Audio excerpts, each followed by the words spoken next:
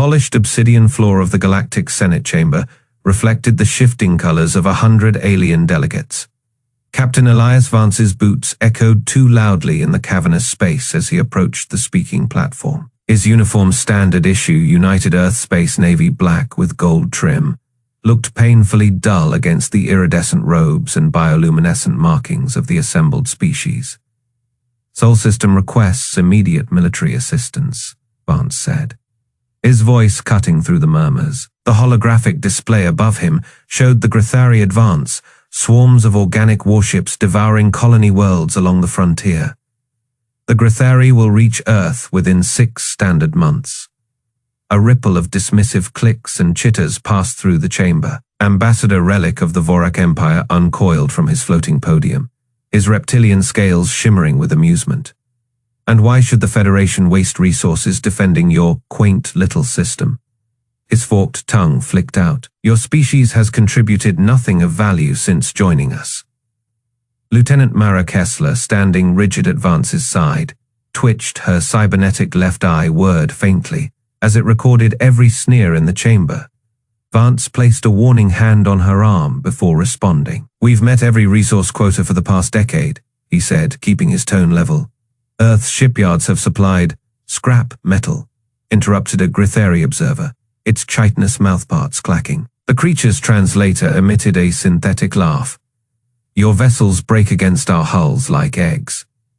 The Zeperian delegation remained silent, their tentacles coiled in neutral positions. Their lead envoy, a being with skin like liquid mercury, observed the exchange without comment. Vance felt his jaw tighten. He'd expected resistance, but not this level of contempt. The holographic display flickered as he pulled up new data. Earth's defensive projections, the civilian population figures, the grim casualty estimates. 30 billion lives are at stake, he said. Relic waved a clawed hand. A rounding error. The Vorak lost twice that in the last border skirmish. He leaned forward, his golden eyes slitted. Face reality, human. Your kind is expendable. Kessler's fist clenched. You arrogant lieutenant. Vance's voice cracked like a whip. He waited until she stepped back before addressing the chamber again. The Grythari won't stop at Sol. They'll use our resources to fuel their next offensive. The Grythari observer hissed. We take what we wish. Your pitiful orbitals will make adequate nesting grounds. A murmur ran through the Senate.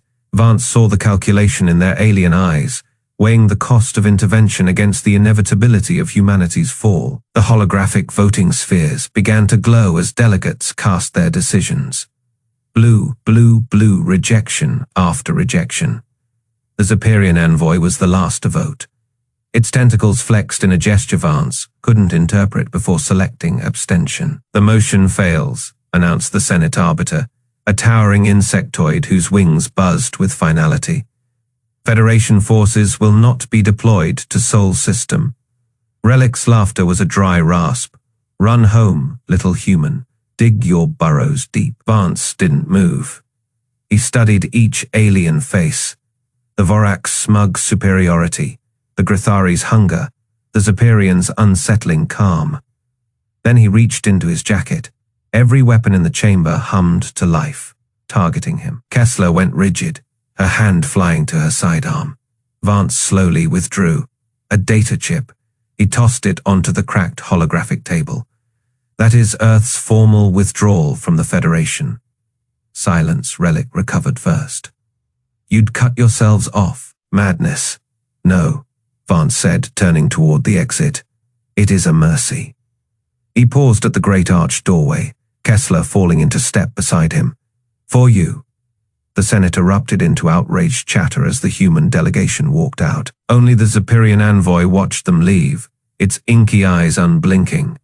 Outside, beneath the artificial stars of Cententrum, Phase Orbital Dome, Kessler finally exploded. They're just going to let us die. Vance activated his comm. Ironclad, prepare for immediate departure. He waited for the acknowledgement before answering her. No, Lieutenant. They're going to learn why humans survived 3 world wars before discovering FTL.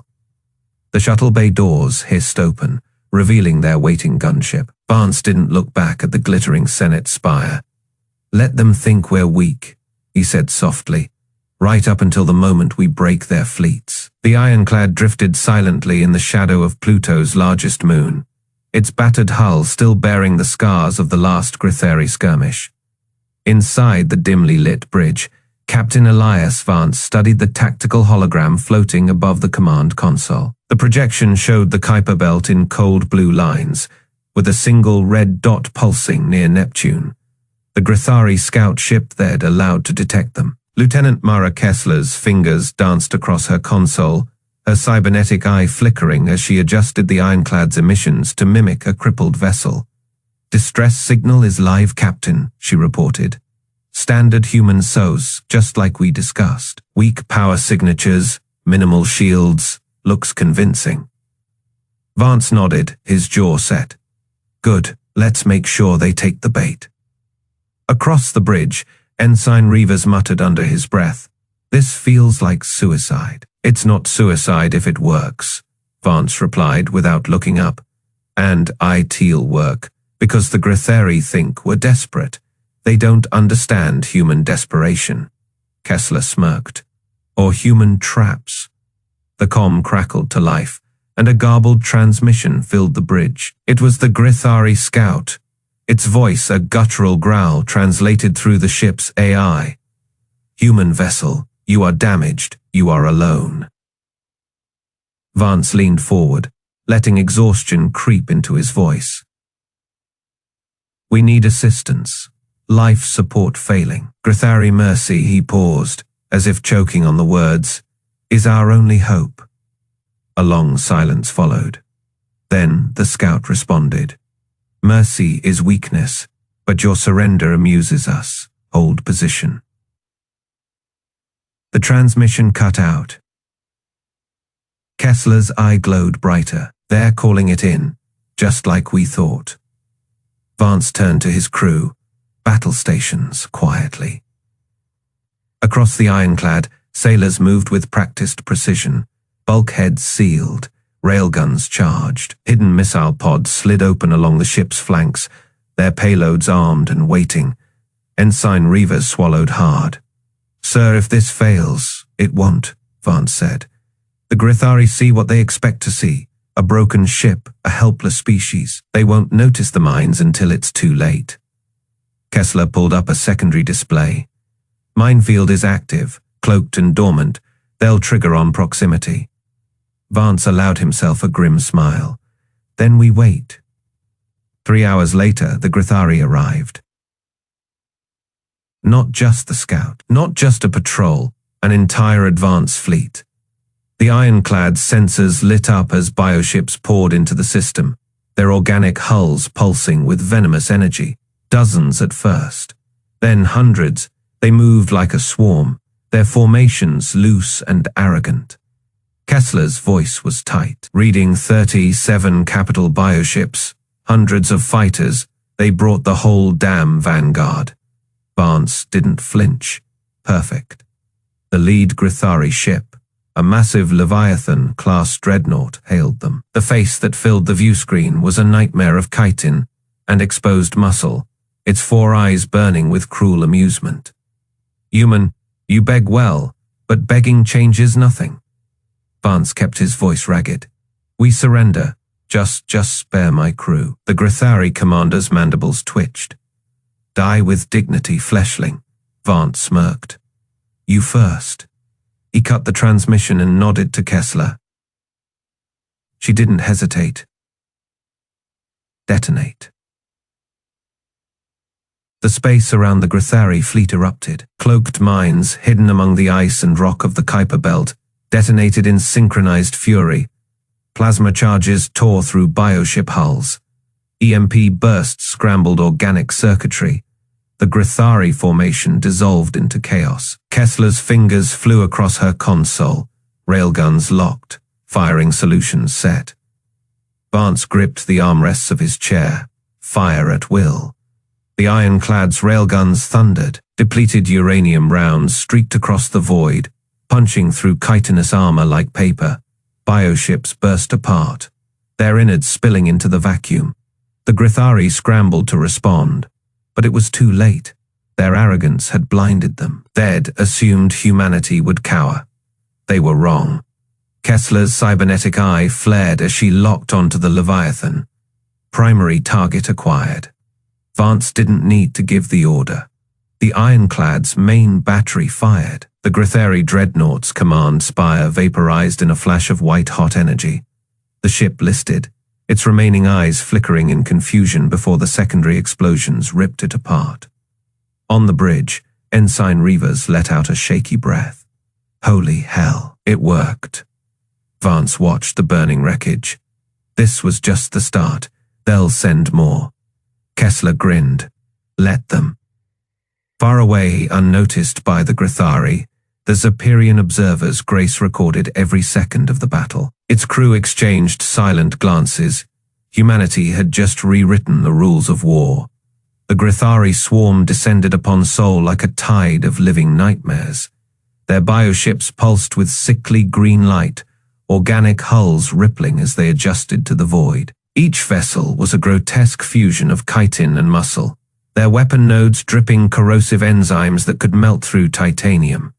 Captain Elias Vance stood on the bridge of the ironclad, his knuckles white around the armrests of his command chair. The tactical display showed thousands of red blips converging on their position. All stations, confirm readiness, Vance said, his voice steady. Lieutenant Mara Kessler's cybernetic eye flickered as she scanned the incoming fleet. Railguns charged, mines armed. They're taking the bait, sir. A Grythari transmission crackled over the comms, their language translated into guttural basic flesh. Vessels, you will be consumed. Your system belongs to the swarm. Vance didn't flinch. Open fire. The ironclad's railguns roared to life. Depleted uranium rounds streaked across the void, slamming into the lead Grythari vessels. Chitin shattered. Bioluminescent fluids sprayed into the vacuum. The aliens hadn't expected human weapons to punch straight through their organic armor. Kessler's fingers danced across her console, detonating mines now. Hidden among the asteroids of the Kuiper Belt, thousands of proximity mines ignited. The explosions tore through the Grythari vanguard, reducing entire squadrons to floating debris. The aliens recoiled, their formation breaking as they tried to evade the unexpected slaughter. On the observer's Grace, the Zephyrian envoy watched in stunned silence. Their telepathic minds struggled to process the brutality of human warfare. They planned this, one murmured. Back on the ironclad, Vance monitored the chaos. They're regrouping. Kessler, target their command ship. Kessler's eye narrowed as she locked onto the largest bioship, a monstrous leviathan with pulsating tendrils. Got it. Firing solution ready. The ironclad's railguns realigned. A single shot lanced out, piercing the Grythari flagship's central nerve cluster. The vessel convulsed, its biolights flickering before going dark. The Grythari response was immediate. Their remaining ships surged forward, abandoning caution in favor of sheer numbers. Vance gritted his teeth. Brace for impact. The first wave of bioships crashed into the ironclad's shields. Enzymatic acid hissed against the energy barriers, eating away at the defenses. Alarms blared as the ship shuddered. Shields at Faye, an ensign shouted. Kessler didn't look up from her console. Secondary batteries, fire at will. Point defense turrets spat plasma rounds into the void, shredding Grythari fighters that got too close. But the aliens kept coming, their losses meaningless to the hive mind. Then, a new signal appeared on the scanners. Captain, Kessler said, her voice sharp, we've got company. Vance's eyes flicked to the display. A squadron of human stealth frigates, Phantom, class decloaked near Mars. Their singularity warheads hummed to life, their gravimetric signatures distorting space itself. The Grythari didn't even see them coming. The warheads detonated. Miniature black holes ripped through the heart of the swarm, swallowing bioships whole. The aliens' formation collapsed into chaos, their telepathic screams flooding the comms. On the bridge of the ironclad, Vance allowed himself a grim smile. That's our cue. All ships, full offensive, wipe them out. The ironclad surged forward, its railguns firing non-stop. The Grythari, now trapped between the human fleet and the singularity distortions, had no escape. One Grythari warlord managed to broadcast a final panicked message. "What are you?" Kessler's fingers hovered over the firing controls. Her cybernetic eye gleamed. "The end." The ironclad's final volley silenced the transmission. In the aftermath, the void was littered with broken chitin and smoldering wreckage. The Zephyrians, still watching from afar, exchanged uneasy glances. "These humans," one whispered. "They don't fight to survive, they fight to win." On the ironclad's bridge, Vance leaned back in his chair. The crew cheered, but his gaze stayed fixed on the stars. The Grythari had come to conquer. They'd found only death. The ironclad's bridge lights flickered as another explosion rocked the hull. Captain Vance gripped the command console, his knuckles white. The Grythari had fallen for the trap, but not without cost. Half his crew was dead. The Kuiper belt was littered with burning bioships, yet more kept coming. "Captain!" Lieutenant Kessler's voice cut through the chaos. Her cybernetic eye whirred as it zoomed in on the tactical display. "Vorak signature incoming worldbreaker. Shez crippled, sir, drifting right into our firing solution." Vance's jaw tightened. The reptilian bastards had abandoned Earth to die. Now they came crawling for help. He should let them burn. A transmission crackled through. Ambassador Relic's face filled the screen, his once pristine scales now charred and bleeding. One of his arms was missing, the stump wrapped in a crude tourniquet. "Human vessel," he hissed, pain lacing every syllable. "We request sanctuary." The bridge crew fell silent, every eye turned to Vance. He leaned forward. "Sanctuary." His voice was ice. "You voted to leave us to the Grythari." Relic's slit pupils dilated. Fear, or something close to it. "A miscalculation." Vance barked a laugh. "That's one word for it." Kessler's fingers danced over her console. "Grythari reinforcements inbound, Captain. 2 minutes till they're in range." Vance didn't take his eyes off Relic. "Why should I spare you?" The Vorak ambassador hesitated. Then, with visible effort, he lowered his head. "Because we were wrong." A murmur rippled through the bridge. Vance exhaled sharply and tapped his comm. "Engineering, prep the starboard hangar. Let them in, but strip their weapons first." The Worldbreaker's survivors stumbled onto the ironclad's deck, 20 Vorak shock troops. Their armor scorched, their pride shattered. Relic limped at the front, clutching his side. Vance tossed a sidearm at his feet. The pistol clattered against the metal grating. "Earn your place," he said. Relic stared at the weapon. "You expect us to fight?" "No, I expect you to survive." Vance turned to Kessler. "Status." "Grythari Vanguard just entered the belt," she reported. "They're regrouping around their command ship." Vance nodded. "Then we hit them before they—" A soft chime interrupted him. The Zephyrian envoy's hologram flickered to life beside the command chair. The cephalopod, like Scholar's ink, black eyes studied Vance with eerie calm.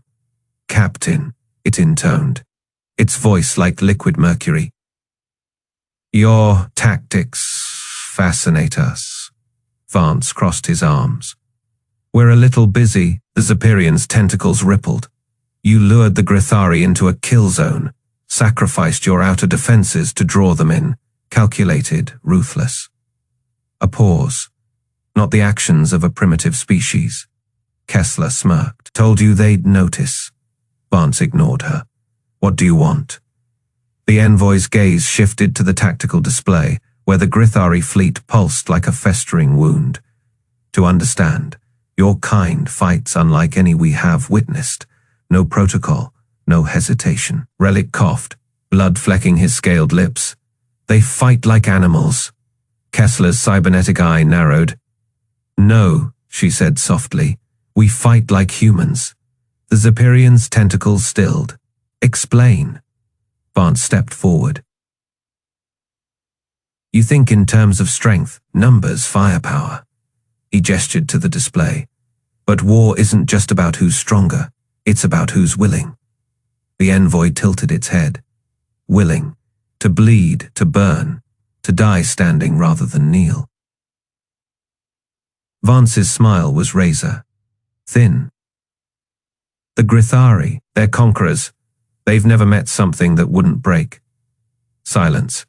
Then the Zephyrian did something unprecedented. It shuddered. You engineered this, all of it. Kessler tapped her console. The main screen split, showing Earth's hidden shipyards, the cloaked fleets near Mars, the Singularity warheads waiting in the asteroid belt.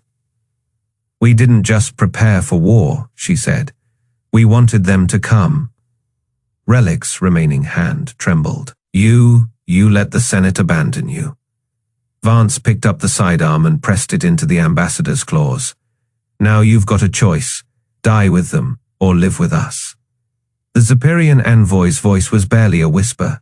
Sol was never undefended. Kessler's finger hovered over the firing controls. Nope, she agreed. It was a trap. Outside, the Grythari fleet surged forward, into the teeth of humanity's wrath. The Grythari fleet regrouped beyond Jupiter's orbit, their bioships knitting together like scar tissue over a wound. Warlord Grek's voice crackled across the ironclad's comms, distorted by rage. You vermin dare defy the swarm. We will drown your world in acid. Captain Vance leaned back in his command chair, fingers steepled. Lieutenant Kessler, status on the Manticore Squadron. Kessler's cybernetic eye flickered as data streams scrolled across her vision. Stealth frigates report Singularity warheads armed and ready. Sir Grythari sensors still show no detection. Her lips curled.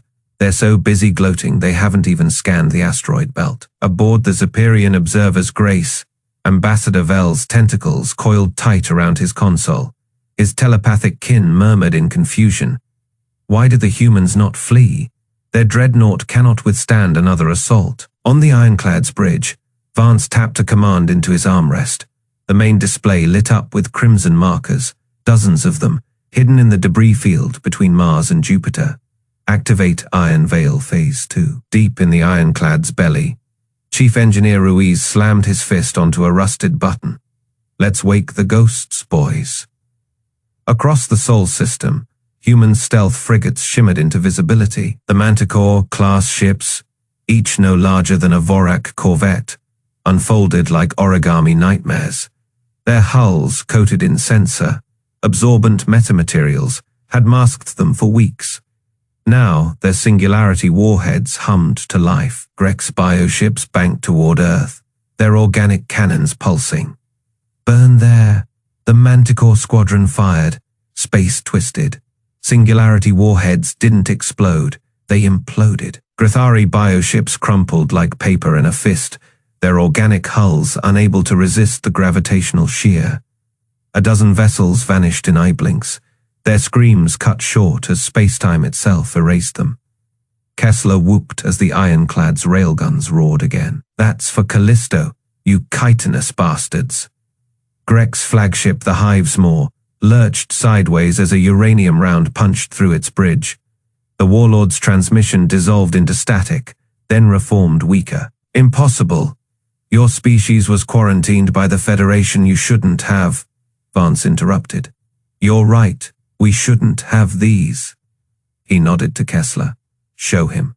The ironclad's hangar bays opened. Not for fighters, for drones. Thousands of them, each the size of a ground car, swarmed out like angry hornets. They moved in perfect sync, their AI cores linked by quantum entanglement. Grythari point defense systems fired wildly, but the drones adapted mid-flight, weaving through plasma bursts. Then they latched onto bioship hulls and detonated, not with explosions. With nanites, the Grythari shrieked as their living ships convulsed. Nanomachines designed to dismantle organic matter at the molecular level ate through armor and flesh alike. The Hivesmore's outer decks dissolved into grey sludge, spilling crew into the void.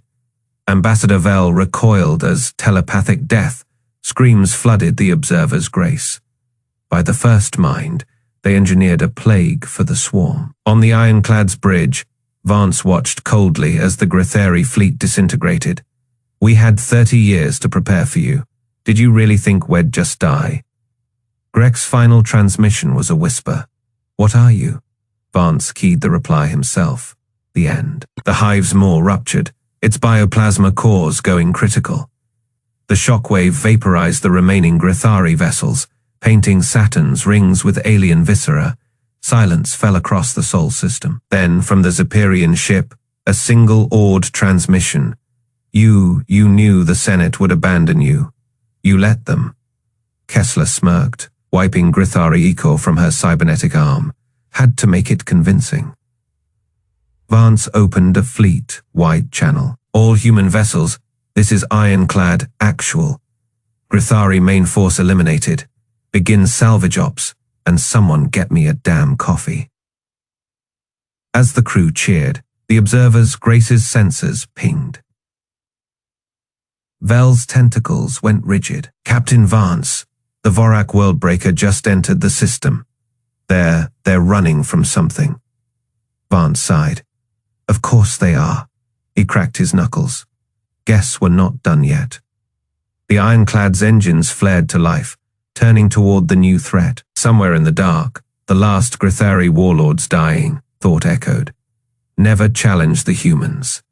The wreckage of the Grythari fleet drifted through Saturn's, rings like the shattered bones of some cosmic beast. The ironclad salvage teams moved through the debris field with practiced efficiency, their armored suits glinting in the pale sunlight.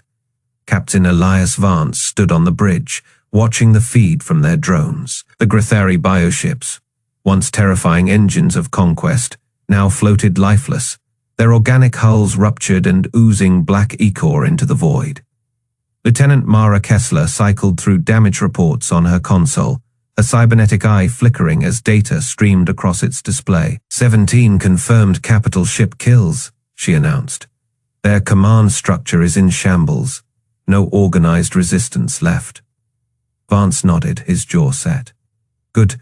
Tell the salvage teams to prioritize anything with intact data cores. I want to know how deep this infestation goes. A chime sounded at the comm station.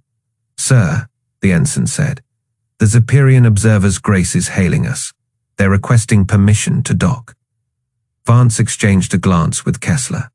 Let them come, he said, but keep a security detail on them. I don't trust those ink-eyed scholars any further than I can throw them. The Observer's Grace extended its docking umbilical, its sleek silver hull a stark contrast to the brutalist design of the ironclad. Ambassador Relic limped onto the human ship, his once pristine scales now dull and cracked, one arm missing below the elbow. The Vorak diplomat's arrogance had been burned out of him, replaced by something far more dangerous, fear. You survived, Vance remarked dryly. Relic's forked tongue flicked out, tasting the air. Barely. The Grythari tore through the worldbreaker like it was made of paper. He hesitated, then bowed his head, a gesture no Vorak would ever make unless utterly broken. We require sanctuary. Vance didn't move. You voted to abandon us, left Sol to die. Relic's remaining hand clenched. A mistake, one we now understand. Kessler snorted. Funny how getting your tail kicked makes you philosophical. Before Relic could respond, the Zepyrian envoy glided into the room, its tentacles rippling with subtle color shifts. Unlike the Vorak, the Zepyrian showed no outward signs of distress, but its ink-black eyes were fixed on Vance with unsettling intensity. Captain, it said, its voice a chorus of whispers. We have analyzed the battle data, your tactics, defy known military paradigms. Vance crossed his arms. We improvised. The Zepyrian's tentacles coiled tighter. No, this was orchestrated. Every move, every feint, calculated to lure the Grythari into a killing field of your choosing. It paused. You wanted them to believe Sol was vulnerable. Silence hung in the air. Then Vance reached into his coat and tossed a datapad onto the table. It flickered to life, displaying schematics, shipyards hidden in the asteroid belt, cloaked defense platforms orbiting Neptune, the full might of Earth's real fleet, kept secret for decades. Relic's breath hissed out. This is impossible. Your species hasn't had FTL for more than a century. Kessler smirked. Officially. The Zephyrian envoy recoiled, its colors shifting to a deep, troubled violet. You deceived the entire galaxy. Vance leaned forward. We didn't deceive anyone. You just assumed we were weak because we didn't flaunt our strength. He tapped the datapad. This was Plan B. Plan A was hoping the Federation would stand with us. But when you turned your backs, we didn't weep. We got to work. Relic stared at the schematics, his mind racing. The Grythari, they never stood a chance. No, Vance agreed. They didn't. The Zephyrian envoy straightened, its voice dropping to a whisper. This changes everything. The balance of power, the Federation's understanding of your species. It hesitated, then spoke the words that would echo across the stars. Sol is now forbidden space. Kessler raised an eyebrow. Forbidden, the Zephyrian met her gaze. A warning will be issued. No species is to enter your system without express invitation. It glanced at Relic. The Vorak will ensure this message is emphasized. Relic gave a slow, reluctant nod. The humans have earned their isolation. Vance chuckled darkly. Isolation? No, Ambassador. This isn't us hiding. He gestured to the view screen, where salvage teams hauled Grythari wreckage into processing bays. This is us sending a message. The next time someone thinks about testing humanity, he smiled. I'd better bring more than one fleet. The Zephyrian envoy bowed, a gesture of respect, or perhaps submission. Then it turned and glided from the room, its tentacles flickering with colors no human could decipher. Relic lingered, his remaining hand flexing. What now? Vance tossed him a sidearm from the rack on the wall. Now you earn your place here. The Vorak caught the weapon, his grip tightening around the unfamiliar human design. And how do I do that? Kessler grinned. By helping us clean up the mess. Outside, Saturn's rings glittered with the shattered remains of an empire that had dared to challenge humanity. And in the dark between the stars, the legend of Sol's defiance began to spread. The star maps in the Galactic Senate shimmered with new annotations. Where Sol had once been marked as a backwater system, it now glowed blood. Red, the single word beneath it, pulsed like a warning beacon. Avoid Ambassador Relic stood before the assembled delegates, his once pristine scales now dulled by scars. The Vorak delegation had insisted on this emergency session, though none of them spoke. The silence was heavier than a black hole. A Zephyrian envoy floated forward, their tentacles coiled tight with tension. The Grythari Grand Fleet is no more, they announced. The words sent a ripple through the chamber. 70, 8 capital bioships, 300 support vessels, all destroyed. By humans. Murmurs erupted. The Tarkalians clicked their mandibles in disbelief. The crystalline Zenthar vibrated with unease. Only the Vorak remained still, their slit, pupilled eyes locked on Relic. You knew, hissed a Cerulean delegate, their floating orbs swirling with accusation. You fought beside them at the end. What did you see? Relic's tongue flicked out, tasting the fear in the air. He remembered the Ironclad's bridge, the way Captain Vance had tossed him that pistol. Earn it. He remembered the sound of human railguns firing in perfect unison, the way their stealth ships had materialized from nothing. The humans were never weak, Relic said at last. They were waiting. On the Observer's grace, the Zephyrian archivists worked frantically. Their ink-black eyes reflected the battle footage from Sol, the Grythari ships torn apart by weapons they shouldn't have possessed. Singularity warheads, cloaked dreadnoughts, railguns that fired rounds at percentages of light speed. This changes everything, murmured Scholar Velis, their tentacles trembling as they input the data.